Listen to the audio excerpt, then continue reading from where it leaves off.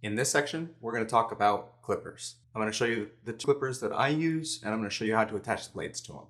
The first one that I have is this Andis 5-speed. This is my everyday clipper. It's very light. It has 5 speeds, so I can use it on a very low speed.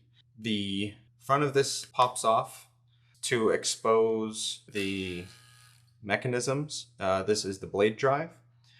Sometimes these little fins will break and you start hearing a lot of sound, or if your blades are leaving streaks, then usually this piece needs to be replaced. Now, to install the blade onto the clipper, this lever needs to be upright. If it is collapsed, it cannot attach without this lever being upright. So now I need to grab a screwdriver.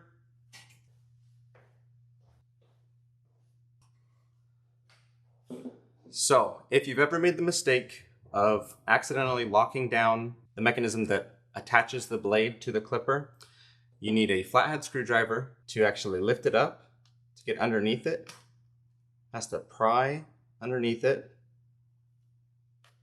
until it's up into that open position. I'll show you again from the other side. Stick the corner of the flat blade underneath. Oh, be careful when you do it. Pry it up. Once it is up, you can slide these two pieces together. Just like that. It slides in and then it locks down. Now it won't come up. To release the blade, push this mechanism up and then lift. Again, that's push the mechanism in and lift. What that does is it releases this little lock from the top side of the blade right there. Now, sometimes what you'll find is that the cutter of the blade is not in alignment. And when you actually go to lock it down, you're left with a situation like this. Now, some people will just say, turn the clipper on and it will find its place while you apply a little bit of pressure.